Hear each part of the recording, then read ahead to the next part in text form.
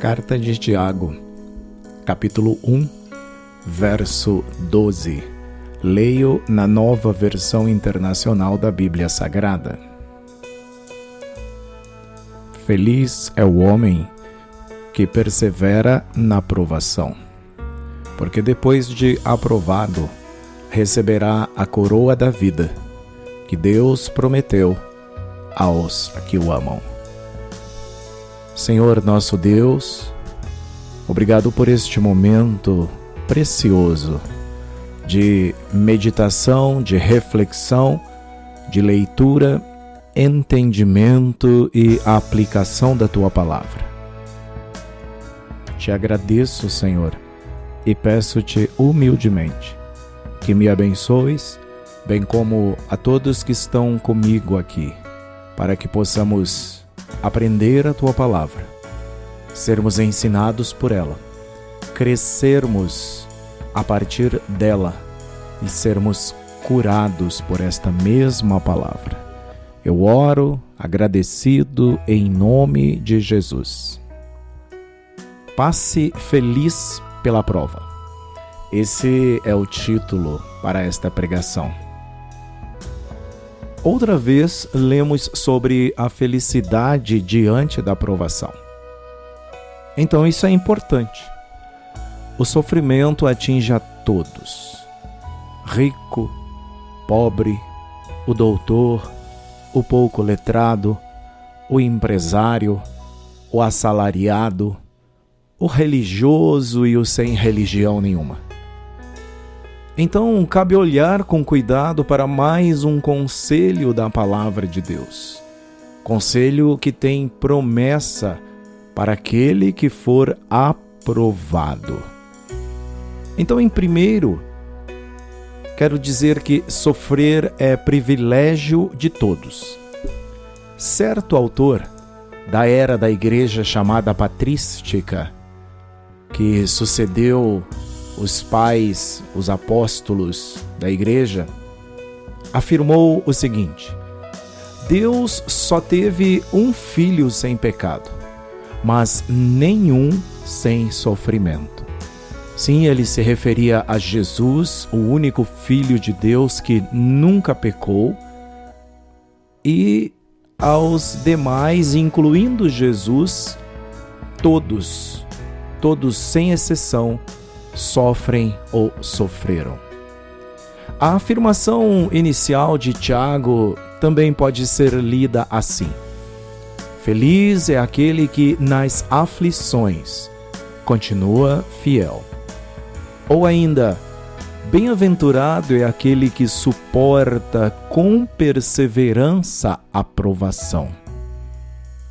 E também na versão da Bíblia A Mensagem, a qual eu gosto muito, quando diz: aquele que encara lutas e aflições e as supera é um felizardo. Vejam, desespero, sofrimento, luta, tentação e provação são coisas que fazem parte do viver diário de todas as pessoas. Atingem tanto pessoas boas quanto pessoas más. Nos Salmos, lemos o salmista dizendo: os justos, isto é, os bons, passam por muitas adversidades ou por muitas aflições, mas o Senhor o livra de todas. Jesus também afirmou que seus discípulos e discípulas passarão por isso. Nesse mundo vocês terão aflições, contudo tenham ânimo, eu venci o mundo. Evangelho segundo escreveu João capítulo 16 e o verso 33. Ou seja, no mundo vocês vão sofrer, disse Jesus, mas tenham coragem, eu venci o mundo. Gosto sempre, quando cito esse texto, de dizer: Jesus venceu o mundo. Então tudo que precisamos é estar nele. Ele é a videira, segundo ele mesmo afirmou. E quem está nele tem vida, quem está nele dá frutos. E ele disse: sem mim vocês não podem fazer nada. Não podem fazer coisa alguma. Tenham coragem. Eu venci o mundo. Então, o segredo é estar nele. Portanto, sofrer é privilégio de todos. Em segundo lugar, o porquê e a origem do sofrimento. Para os justos, os que amam a Deus, as aflições são terapêuticas.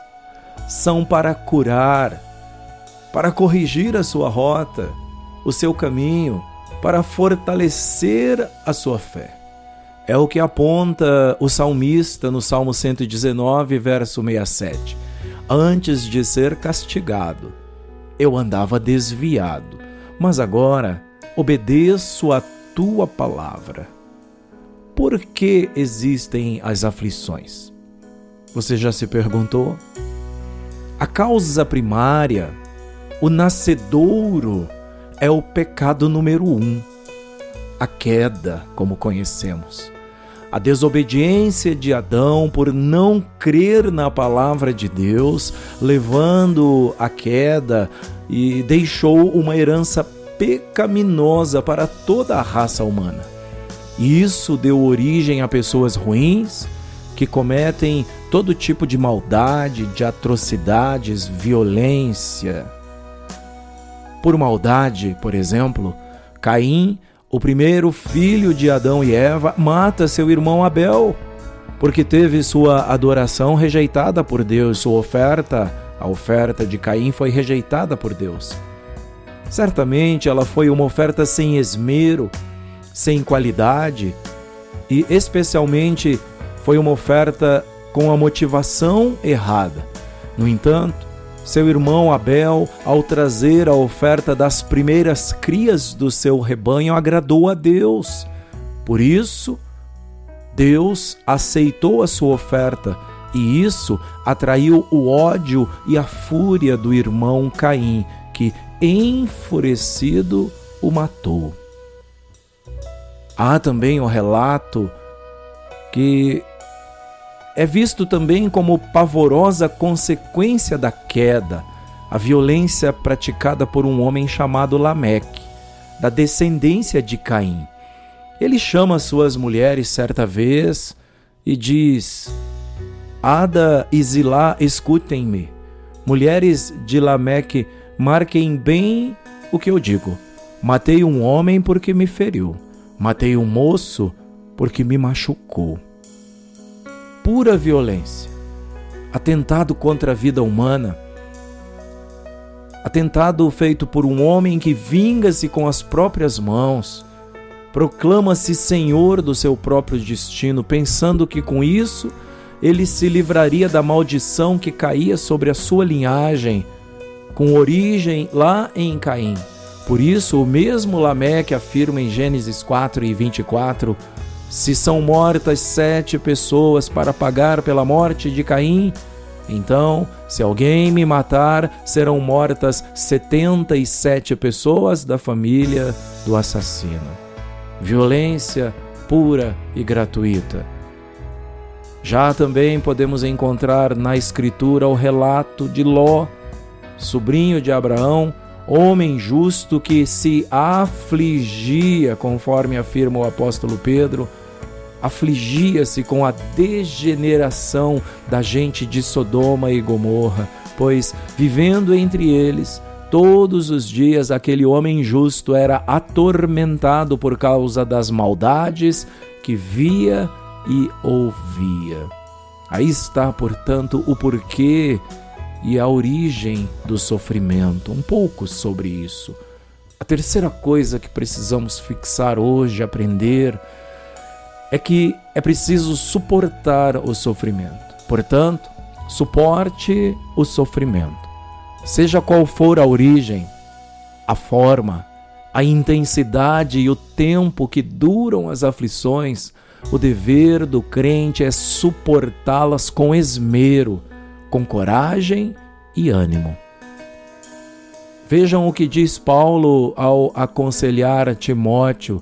Ele diz que é tão importante suportar as aflições, quanto também ser moderado, ser sóbrio em outras coisas, como pregar o Evangelho, cumprir plenamente o ministério para o qual ele foi chamado. Segunda carta a Timóteo, no capítulo 4 e o verso 5, Paulo diz: você, porém, seja sóbrio ou moderado em tudo, suporte os sofrimentos, faça a obra de um evangelista, cumpra plenamente o seu ministério. O crente em Jesus precisa aprender a tirar vantagem do sofrimento quando o sofrimento lhe atingir. Portanto, suporte o sofrimento. Em quarto e último, existe recompensa para quem suporta o sofrimento. Sabem, as aflições podem trazer tristeza aos que são atingidos por elas, mas há recompensa. Já aqui e agora, quando as aflições são suportadas, elas podem encher de alegria aqueles que passam por elas e continuam firmes, fiéis e sabem que são necessárias para o seu crescimento. Aqui na carta de Tiago é a segunda vez dentro do mesmo capítulo, no capítulo 1, que Tiago diz como portar-se diante do sofrimento, da tribulação, da aflição. A primeira vez ocorre no capítulo 1, versos 2 e 3. Meus irmãos, considerem motivo de grande alegria o fato de passarem por diversas provações, pois vocês sabem que a prova da sua fé produz perseverança. E agora, aqui no capítulo 1, do verso 12, feliz é o homem que persevera na aprovação, porque depois de aprovado, receberá a coroa da vida que Deus prometeu aos que o amam. Os dois textos terminam com uma promessa, observou? No primeiro texto, o verso 3 do capítulo 1 diz que a prova da sua fé produz perseverança. A provação aumenta a nossa fé, a nossa paciência, a nossa constância. As nossas convicções, aquilo que cremos, são fortalecidas.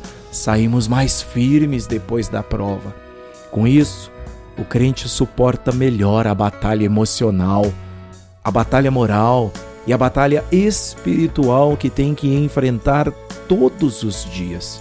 E agora, em Tiago 1 e no verso 12, o resultado é que, depois de aprovado, receberá a coroa da vida que Deus prometeu aos que o amam. Essa é a parte da recompensa, além da alegria aqui, que era aquela primeira.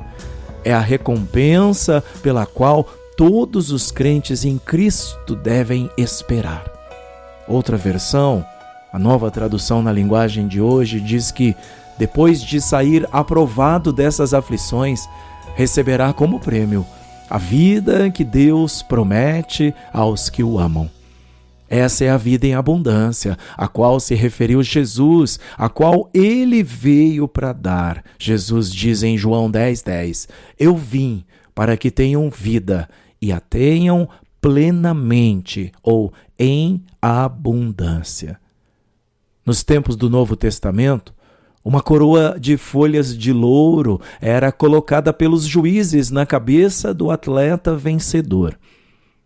Eram os louros da vitória. Mas a coroa do cristão que vencer as aflições é uma coroa que não murcha, como aquela coroa de louros. É uma coroa que dura para sempre, uma coroa gloriosa e incorruptível, a incorruptível coroa da vida.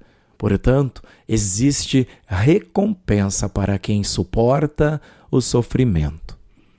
E aqui nós podemos concluir. Tudo o que nos acontece só acontece com a permissão de Deus. Lembre-se sempre disso. No sofrimento, existe ensino.